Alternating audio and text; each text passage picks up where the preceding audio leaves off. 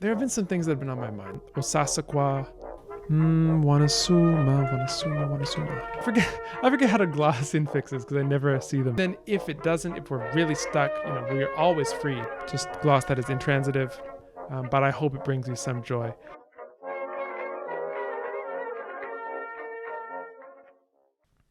If you're joining us on YouTube, I bid you a very, very warm welcome. We are about to do some conlanging because conlanging is the kind of thing this channel does quite a lot. If you are the kind of person who enjoys conlanging, I would suggest you consider, if you have a free time, give it a subscribe. What could go wrong, right? You might see some live conlanging, which is exactly what we're about to do. We have been working on this conlang family, which we've called the Kal family, which comes from just the word for language in the first language that we devised. And we've worked backwards. We've created a proto-language, and we've created some other languages that descend from this proto-language, which are delightfully different. So today, what we're going to do is we're going to do some more work in the proto-language, which there have been some things that have been on my mind. So if you're watching this on YouTube, you haven't seen the language before as it's developed, I would say go back to the start of the playlist. We'll link the playlist for you. And just watch up to this point so you can see it all evolve. But if you want to just get started, that's also totally fine. You'll catch right on. So let's take a look and put this. Oh, there we go. Okay. So for those who have not seen this language yet, let's just go to our text. So this is the story of the raven and the swan, or as it is in Justamija, the first language we made, Hoska Papayawi. And so this is a fun language. One of the things that I love about this language is that it has some very prominent uvulars, which make any a vowel next to them just pull back to aw. So we have Hoska. Another cool thing about this language is it has intervocalic voicing of obstruents.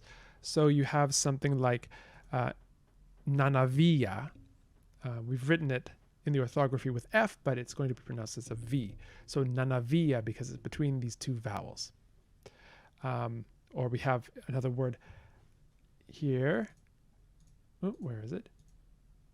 At the end here. Aviduch. Because it's an SOV language. And what else is cool about it? It has a little bit of vowel harmony. So if we have an E that comes after an U, then that's going to become an U. So instead of kuli, we have kuli. That's what's going on with this language. There's a proto-language though, and that's what we're going to be working on mostly today. So last time we started to reverse apply some sound changes, create the proto-language version of the same fable. So instead of Hoska Papayawi, we have Huasakwa Papayawi. But the problem that I noticed after we'd done a certain number of these lines of the fable is that everything was starting to get very long and very verbose, and I just started to get this feeling that we need to simplify and make this proto-language a little more distinct from the descendant language. And so here are the thoughts that I had later that night as I was pondering what happened. I would love to get rid of these really long words in protocol. So this is issue 1 on the agenda. If we look at protocol, we have words like sakwopeta, we have osasakwa, Masaluko, a lot of very long words, and it just seems that, I don't know, I'm just not feeling this hugely long words all the time, especially when especially when these are supposedly roots. Why do we have these quadrisyllabic roots? That's what or would that be tetrasyllabic? Anyway, 4-syllable roots. I would rather not. I would rather not have 4-syllable roots. I would rather maybe max it out at 3. And so how do we do that? How do we... Because remember, we are limited by what's in the descendant language. Where is it? Here it is. So we have to get skupta. And given the sound changes that we've made, the way to get skupta, or at least one way, is to have sequopeta. Sequopeta. So what I thought was, what we can do is take these long words that are these words that look like they come from long words and turn them into compounds. So instead of having sequopeta, which is coal, maybe we have a compound like sequopeta.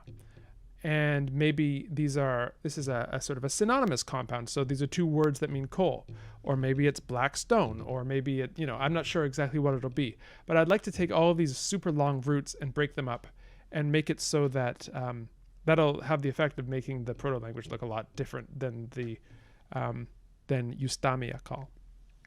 So that's what I'm thinking number 1 we should do. So let's do that. And let's go through and mark off some words that need to be cut down to size. So first we have sequopeta. That one I'd like to either, maybe break there at sequo and pata. Let's also take this Masaluko. Let's break that up as well. Here I'd like, okay, let's just mark them without saying how we're going to deal with them, because I'd like to maybe deal with them each in different ways. Osasekwa. What else? Nakwalapu. So anything with 4 syllables, I think we're going to have to cut down to size. Especially if we have a long vowel in here. I'll talk about that in a second. Masaluko. What's this? Okapina.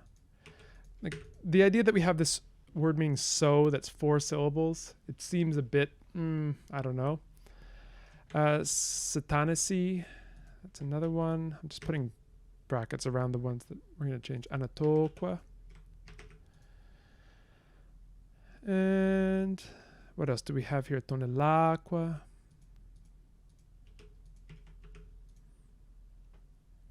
Onasapa.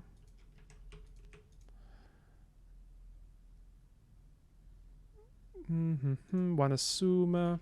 Okay, so you get the point. Maybe I don't need to go all the way down. Sakasaka. Although that presents a rather obvious solution. We have some reduplication there. Okay, so those are the ones we're going to work with first. I think that we may have a little help.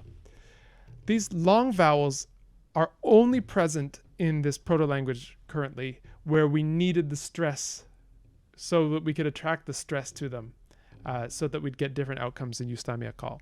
So I'll show you what I mean. We want it schwa to delete when it's unstressed, and we want it to turn into e when it's stressed. And so we have, let's just go back to the comparative lexicon.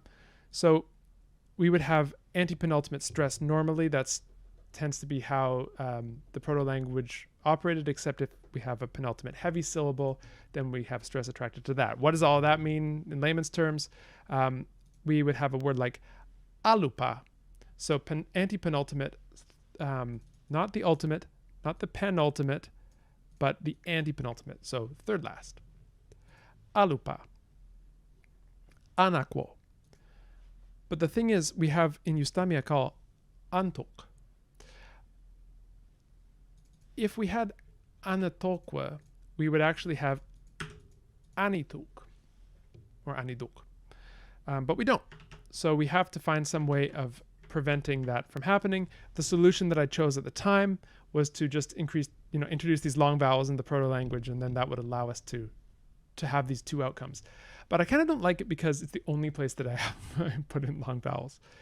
So what I would like to do is still have this be true, that long vowels attract stress, but in the proto-language, there are no long vowels underlyingly. What happens is in certain compounds, when you have vowels and vowels coming together, they coalesce to resolve that hiatus, and you get a long vowel, which then in the descendant languages gets treated as just a long vowel that then they go on their own way with that. But there are no underlying long vowels in the proto-language. Samuel, fire rock, black rock, yes, either of those things will work. We'll use that. So the way that I'm going to kind of solve both of these problems at once is that we need to break up these long words. So we're thinking they may be compounds. We have a ready-made way of telling where there used to be a morpheme boundary, which is these long vowels. So let's use these two things together, and let's simplify or change the proto-language a bit. So let's start. So avitoque. Because I feel as if we should have a more SOV-like proto-language and a less SOV-like modern language. What does that mean? I would like these sort of prototypical SOV qualities of case marking and lots of suffixes on the verbs to come out in the proto-language. And then less so in the modern language, Justamija, which I'd like to be kind of an SOV language that's on its way to SVO. So it is starting to lose some of the features that are more prototypically SOV. SOV, subject, object, verb. SVO, subject, verb, object. If that is new terminology to you, I would suggest going back and watching some of the earlier clips in this series. But basically, if you have a sentence, I'll just give you if you're watching live, that doesn't help you much, right? So SVO, subject, verb, object, you have a sentence like in English, I ate cake. I'm the subject, ate is the verb, cake is the object. And in an SOV language, you would say something equivalent to I cake ate, where you put the object before the verb and the verb is at the end. Okay, so that's the big picture kind of idea. So how does this connect to avitoque? Well, it would be kind of cool if we had sort of like in Korean, where you have certain endings on a verb that encode things that we would think of as conjunctions, like because. And so maybe toque is just such a thing. And so afi could be a verb root meaning to be thus.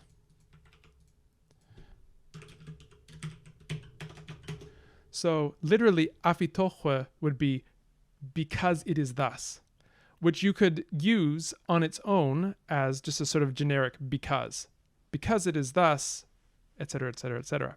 So in the descendant languages, avitoque, the whole form gets used as because, but in the proto-language, you would just use this toque suffix. And then, so we don't need actually to have any descendants of this verb itself. We would just say that it comes from afi to be thus plus toque. So this is the etymology of this. Nope.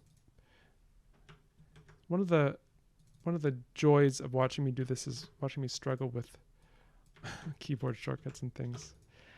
I don't know if you actually find that to be a joy. You may find it to be rather less than joyful. but I hope it brings you some joy. There's always some pleasure in watching someone else having technical difficulties rather than yourself. Maybe not for you. Maybe not for you. If that's true, then thank you.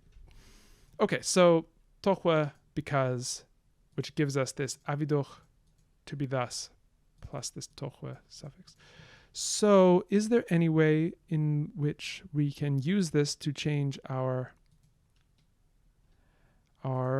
translation? I believe there is. So we have afitohwe here, which actually we do not need anymore because we have a verb do here, yeah. So we are going to just change this into yatohwe. Nafia masafa ufo masaluko yatohwe. Okay, that's the first thing. Do we have any other afitohwes in here? Let's just look. Because. Nope, okay. Moving on. So let's take Samuel's suggestion and turn this into something like fire, rock, coal, because we have fasana, which is black here. Maybe we could let's use sequo as fire and pata as rock.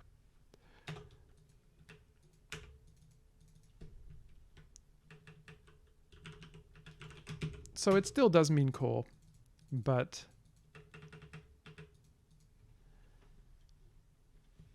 it is etymologically fire, rock.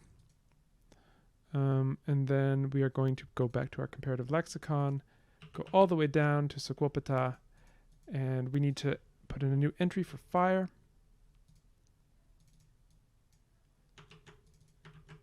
Sequo, fire. Maybe this survives, maybe it doesn't. And we need something with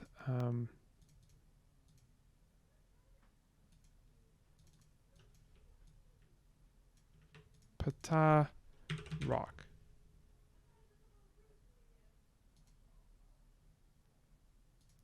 Okay, and so this, we'll just put a little note that this comes from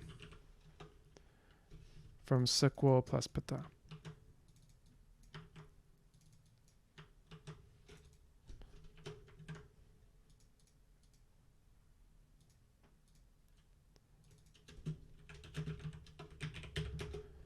Okay, because this is primarily a sort of a lexicon of the proto-language.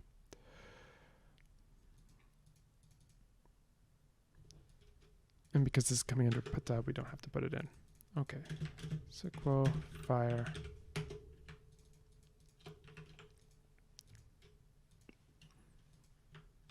And we can even put that. Well, we've already done it. Okay. Whether we keep rock here on its own, I don't know. I don't know. We may, we may not. Okay, what's next? Let's look at the proto-text again. Masaluko. Okay. Okay, so this we're going to want to break up. So Masaluko. So let's go back to our comparative lexicon. Masaluko. So we need interesting. So we have something here that we can use. Did we plan this? We may have planned this. Masafa is sun. Masaluko is bright or white. So maybe we have a verb root masa, which means to be bright. And then we have this masafa, which is like a nominalization on bright plus some sort of nominalization. We can use that fa suffix elsewhere. And then we have masaluko. Maybe luke. But we need this to come from something like Masaluko or something, or uko. Masaluko. So maybe we have just some sort of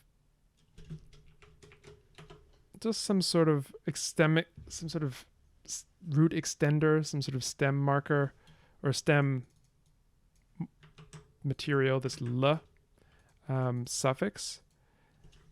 Let's just say it's an adjectival style thing, or a stative verb, I guess would be the better way of putting it. And then, so we have bright plus adjective, and then we have uko. Maybe this just means color.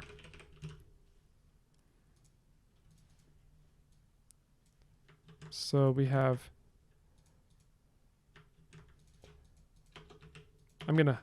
I'll standardize the format for all this. If it's a bit chaotic right now for you, it's also chaotic for me, but this, we're doing it live. So I'll go back and I'll make this a lot prettier and more standard.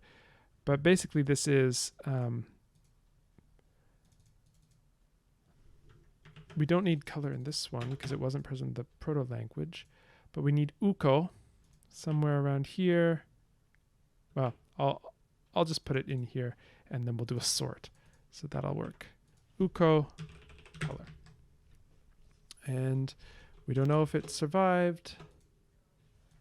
And we don't know if pata has survived on its own either. I'll just put that in here.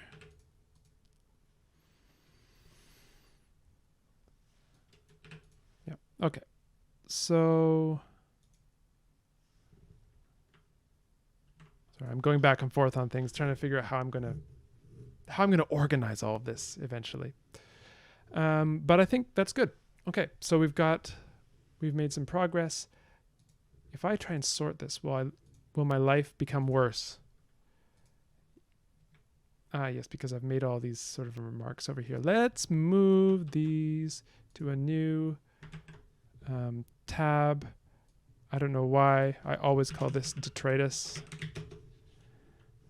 The tab, you can't see the name of it, but I call the tab detritus. If that is interesting information to anyone, I sincerely doubt that it is. Let's make sure I don't have it. Yes, so I have more notes here. Don't mind me. This is your time where you can go get your bathroom break while I clean this up.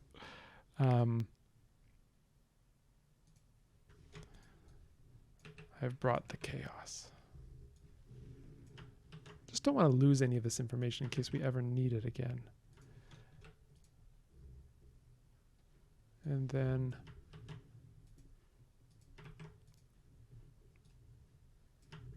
these things go together. Great. My apologies for having to watch that. But we have now got a clean spreadsheet. So-ish. Oh yeah, we have these forms which we haven't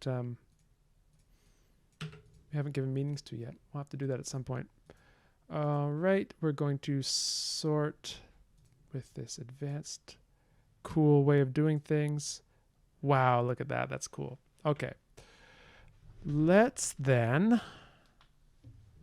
look and see how this changes things.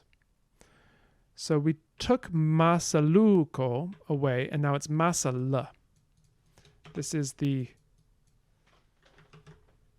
our new word meaning bright or white. So then let's go to our proto text, and let's see. Here we have Masaluko, so we need to change this into Masala. And I killed a yod there.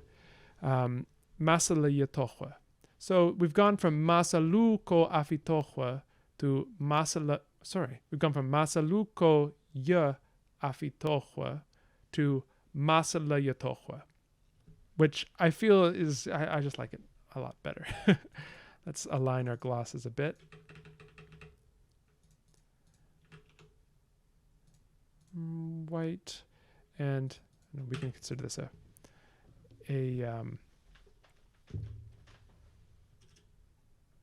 monomorphic for the purposes of this gloss. Is there a difference between fasana and sahwama? Ooh, that's a good question. Let's take a look. Comparative lexicon. So, where is it? Sahwama meaning black and fasana meaning black. Okay, we have two words meaning black. This is really cool. There may or may not be a difference. I guess this is something we get to decide. Why did we do this? Or why did I do this? You don't share any of the blame for this. Let's see why we have two. So let's look here. Sahwama and fasana. Yeah, we just have two roots meaning black. Maybe we just have two roots meaning black. Maybe they have slightly different connotations. Maybe one comes from somewhere. Sahwama looks morphologically complex because it has that long vowel in it. So maybe we can take advantage of that to come up with a difference. So maybe it's not technically black, or it means black, but etymologically it meant something else. So let's take a look and see what we can do. So go back to the comparative lexicon. Sahwama. So this is going to be something like sahwama.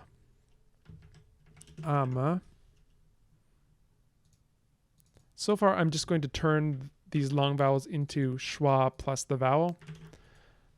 I don't know. Maybe that is a good idea. Maybe it's not. But sahwama. And what is ama?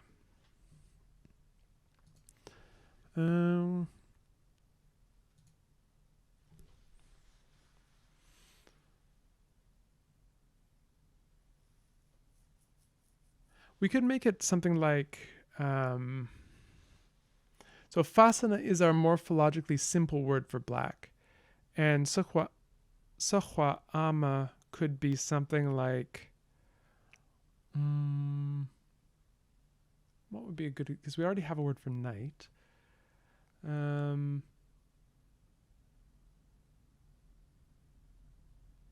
Maybe this could mean dark. So something like shadow. Sahwa could be shadow.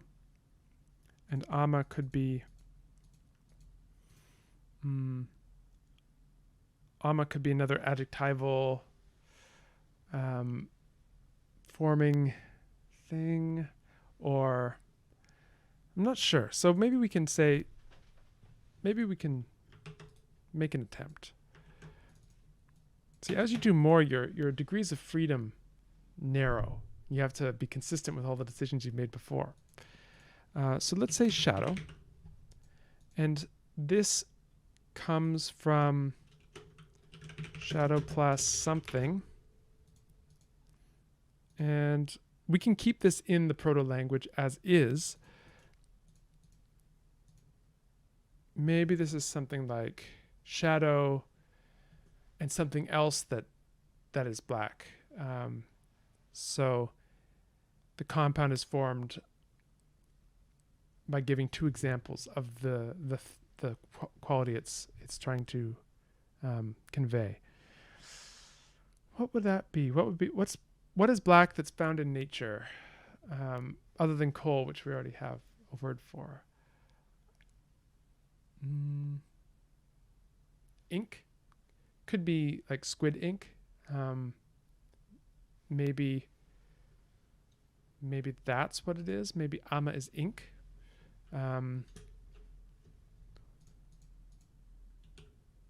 So we have, I need to make another entry for this. Oops, sorry. Ink, ama, because we know these people live by the coast, or at least some of them live by the coast. So this could be ink. We don't know if this goes into any descendant language. So this is just shadow ink. And maybe that was a poetic way of saying the color black.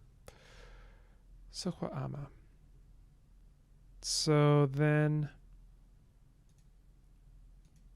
we can take that and change. There we go. Here's our Sukwa ama. So this still means black. Put these as one word, but literally, etymologically at least, it means shadow ink.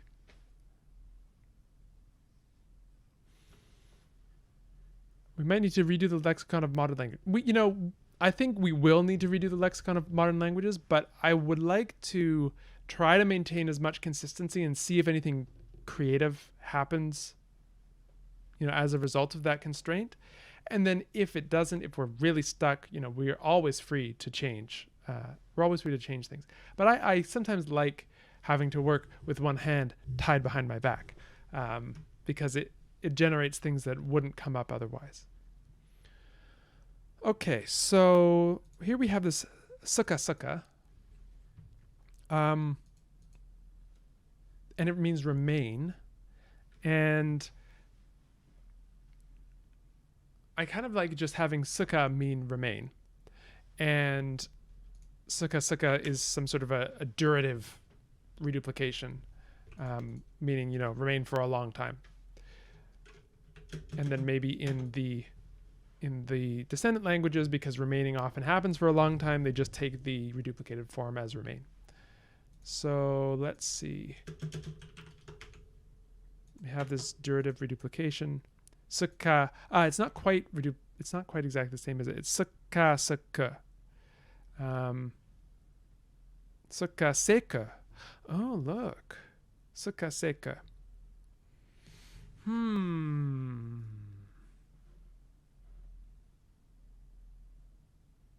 Why is this suka seka? It's suka seka to be compatible with Skazik in the daughter language. Right? Suka seka. Skazik.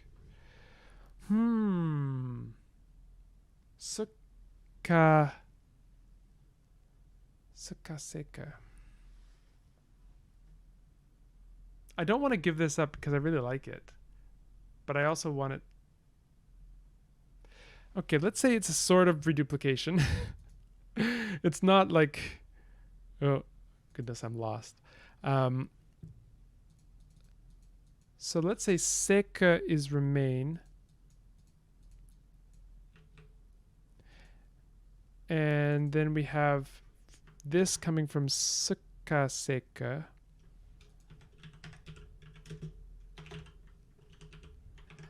Via a reduplication, durative reduplication, details to be worked out later.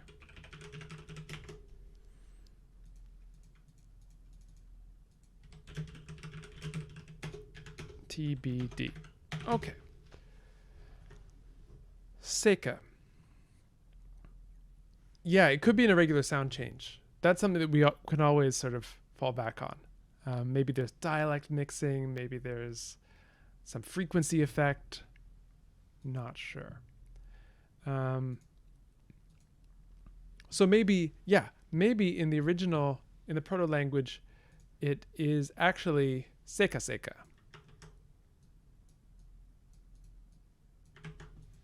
And it's just totally regular total reduplication, which is something you would expect for this kind of meaning. And because it's fairly iconic, do something twice means do it for longer. Or saying something twice means that the thing lasts for a long time.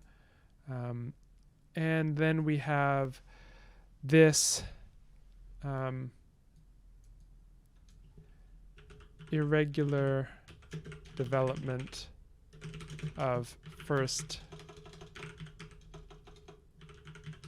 of the reduplicant.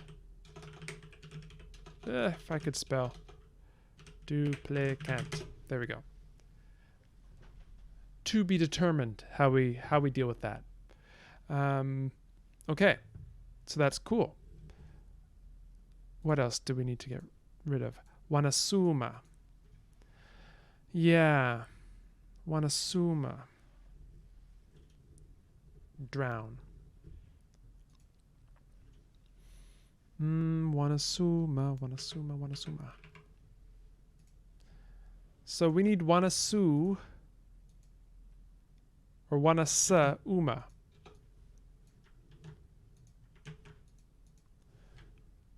And let's see, do we have, no, we had ama here. Wanasa uma. So then what we can do is we can say, maybe uma is just die. So we have wanasa drown, uma die.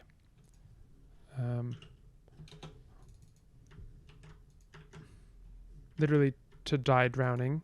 It's sort of grim stuff. But nevertheless,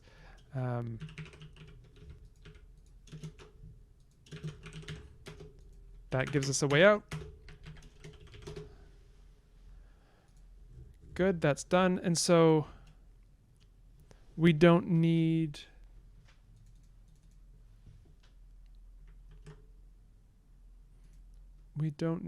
this uma in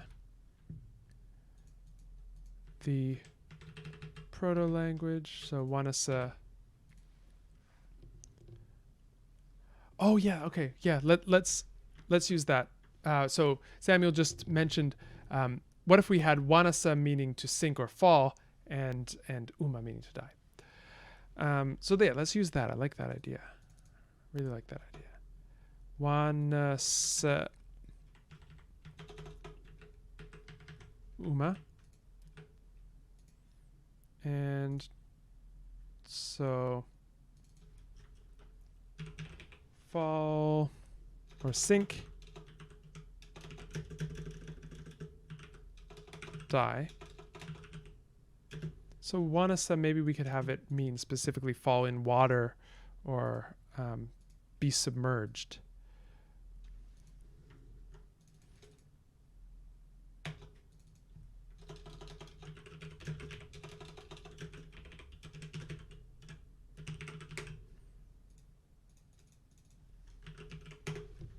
I like that a lot. And I kind of want to have, I don't know exactly how we're going to do this. I would kind of like to have some morphology on the end of these serial verbs. They look like serial verbs now. I kind of want something on here, but I don't know what it's going to be yet. That's fine. Let's continue. Okay. So we have yafalo. And this is another one of these complementizers, these things that I'd like to turn into suffixes in the proto-language. That was on one of my, make protocol feel more SOV by adding suffixes to verbs.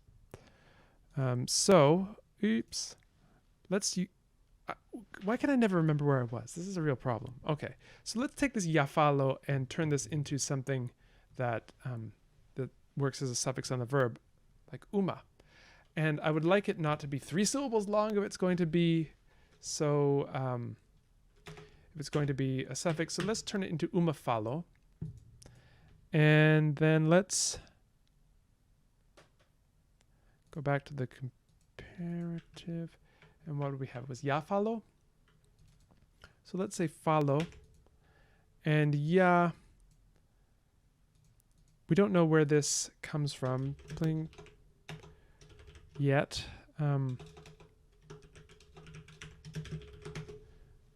But we'll come up with it later. The important thing is to turn this into a suffix, although. So, prototexts, umafalo. Pahuino lo mulakwa wanasa umafalo. We also have this lakwa, which is this reflexive pronoun which detransitivizes verbs. In Justamija, the descendant is lak. I would rather do this inflectionally in the proto-language. So maybe we can have a suffix that will just do this for us, and then the innovation is that this word meaning self, this reflexive pronoun, gets used to do the detransitivization in Justamija, in the modern language. So let's take out all of these lakwas, And then let's have a detransitivizer. And whoa, why don't we make it like an infix? We can have it be something like wanasiye.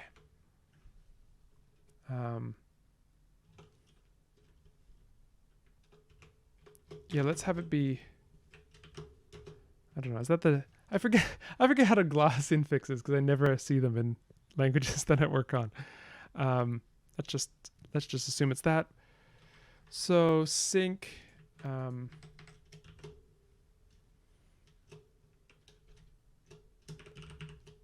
let's just gloss that as intransitive. And then basically we can do the same thing. Sefa would be sefiya. And we get rid of l'aqua. No reflexive. Any more reflexives in here?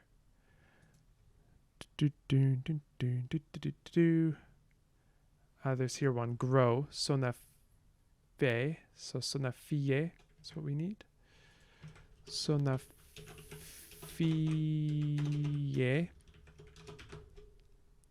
And get rid of the l'aqua. Oh goodness, all of these things are out of order now. What are we gonna do? Everything's chaos. This is probably not the best use of our time together. So I'll just leave that. Are there any other ones of these l'aqwas? I don't see any. But as you can see, we're making the proto-language look increasingly different from the modern language, which I believe is a very cool thing. Right. Okay. So what else do we have? Oh, we have a Masaluko here. That's not something we need anymore. We have Masala.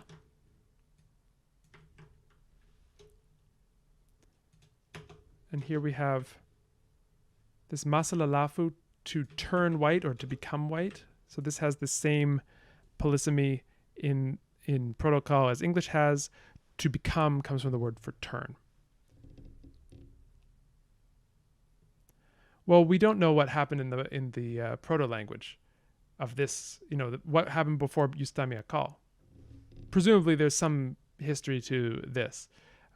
So the infix didn't just pop up at this stage. It popped up at some earlier stage, and then we're dealing with the results of that. So what we can do eventually, I mean, if you have the patience for it and the interest, we can keep going back and make increasingly historical languages. But yeah, so I agree it would be very cool to investigate the origin of this infix. But I will say one thing, that this is a language with very strict syllable structure. So the proto-language is rigid not rigid CV in that you can have vowel initial syllables, but there are no coda consonants anywhere. So I think in that case, it's a decent candidate for a language that would have infixation. So yeah, but we can pursue that. We can pursue that on another occasion, because you've tempted me, Samuel. What's what you've done? You've tempted me to go back into the language before this, and I'm going to try and resist that temptation for now. But we'll see how long I'm able to. What's next? Dun, dun, dun, dun, dun. We have so many words that we have to work on, and we only have 10 minutes left. I'm bad at resisting temptation, so don't bet on me being able to do so for long. Okay, let's break out some more of these words, because I think we're uncovering some really cool stuff here. Osasekwa. This is idea, and I do not love the idea of having a morphologically simple word for idea. I mean, I guess we do in English, but I'd like this to come from something about seeing, like we saw in the in the wit video. There's a whole cool semantic family of thought and sight and knowing and witnessing things. So maybe this can come from some sort of a seeing root.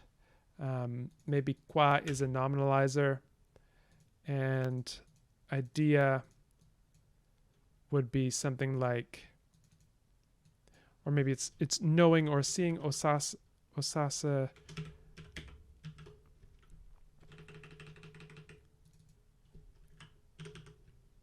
So a seeing, osase qua, maybe. I don't know. We could do that. I think that would work. So then this gives us a, wait, do we already have a root for to see? No, we don't. Okay, good. So osase qua. So osase see no. And this is idea or thought, or vision, I guess. That would work too, right? And this would come from C plus nominalizer. Okay, that at least is good. And then we can use this nominalizer qua all over the place. Maybe we can even find places where it's used already. Oh, okay. I'm getting, yeah, I'm starting to see things. I'm starting to see things. Do we have any quas? We have the raven as a qua. I don't really want that to become a nominalized. We have a marsh here.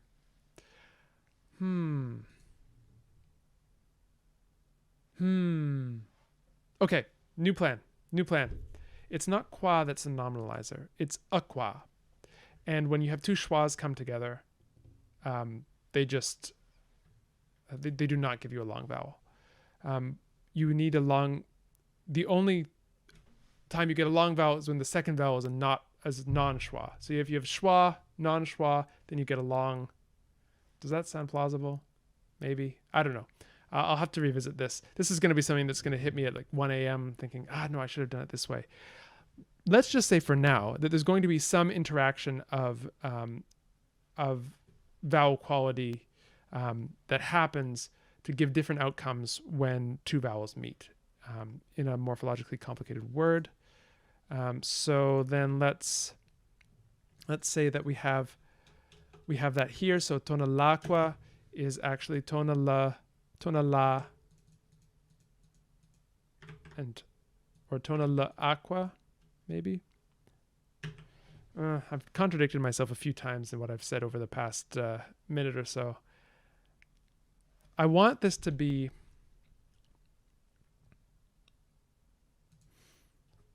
tona la aqua, and this would become tona laqua. And maybe a marsh could be some place that's, I don't know if anyone's an ecologist, correct me on this, but I think of a marsh as maybe some place with water that's stagnant. Is that true? Is that false? I'm not sure. So in that case, maybe tonala is something like to stay still, stagnate. And tonala aqua is a nominalized form of that. So this is a marsh. Maybe a marsh has running water and a swamp has, or a bog has, I don't know. There's some nuances here that I'm not aware of. I remember hearing them at one point when I was a kid. I think my dad told me. He's like, son, he put me on his knee and said, I always want you to remember the difference between a swamp, a marsh, a fen, and a bog. And I guess that didn't come true. Sorry, Dad. So, tona la aqua, we have this thing that comes from stagnate plus nominalization, and this gives us swamp, or marsh, or whatever. So, tona la aqua. And then let's go back to our other nominalized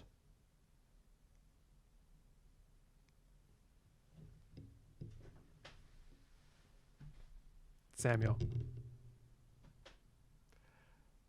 Yes. Why don't we do it? A croaking. Or a cawing. Huas, huasaqua. Right? That's what it is. Okay. Let me just update the morpheme here. It's aqua. Get over here. And then huas aqua. We don't even have to do anything. Well, maybe something like this. Huasa aqua. Crowing, cawing, plus nominalization means raven. And, phonetically, this might be huasaqua in protocol. Without the two schwas, not totally sure. Depends on how transparent this is going to be to speakers, I guess. But regardless, I think we are on a good path. We have 5 minutes remaining. What else are we going to be able to do? Let's see if we can take our nominalizer and put it anywhere else. No, nothing here. No qua. Musataqua. Oh, musataqua. I really would like friend to be this as well. Anato qua. No more qua. No more qua. Maybe there's a variant which is qua and a variant which is qua. And maybe those two things come from I'm getting into dangerous territory here. So maybe we can do some internal reconstruction. Friend, so friend could be something like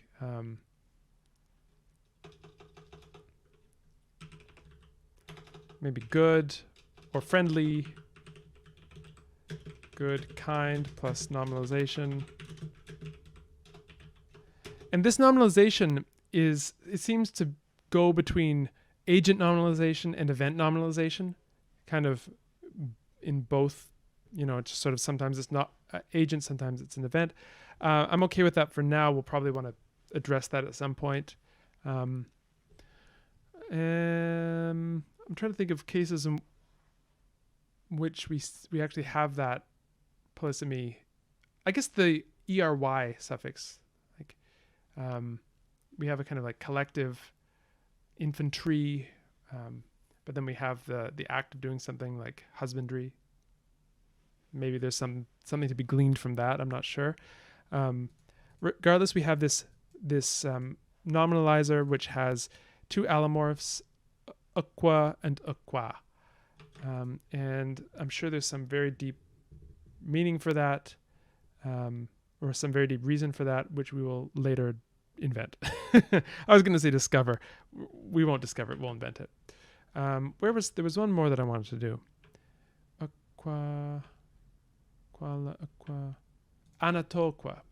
Okay, so here we have another case where we want anatoqua, and this could be home. This could be something like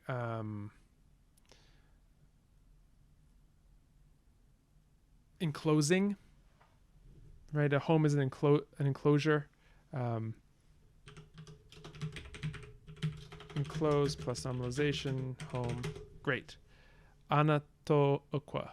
So then I have to go through and do all the consequences of these things, which we have this verb anato, which means to enclose. We'll have other things like this as well. Musata, which is to be friendly, good, kind. So this just means friend. Yeah, this is exactly it. So we have huasa, which means cry out, crow, caw. Yeah. Wow. This is productive. Oh, I am happy. I am very happy. We are making this into a pretty cool language, and let's see how far we got on our planning thing. So we got part of the way through one. So this is just a public service announcement to all you kids out there who are considering a career in conlanging. Well, maybe career is a stretch, but considering taking up conlanging as a hobby, this is a time-consuming hobby. This is not something that you can just sort of sit down and do for 15 minutes and then say, well, that was fun.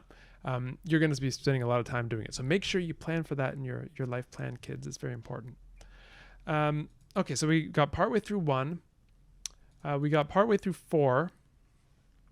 We got partway through 6. Getting rid of the long vowels in protocol. So that's good. And we've started on this process of having no standalone and so in protocol by suffixing things to a verb meaning to be thus. So I'll give us 2 stars. But I want to just thank everyone for tuning in today. I'm gonna stop this. Well, I'll say a goodbye to our friends from the future on YouTube. If you've watched this and you've enjoyed it so far, I would first of all like to thank you for joining us, and second of all, I would like to say subscribe and actually you could even go so far as to hit the notification bell, because we do stream every week, and you'd like to know perhaps when that happens, so you can come in and join in and give suggestions as well. And we can all sort of share in creating these languages.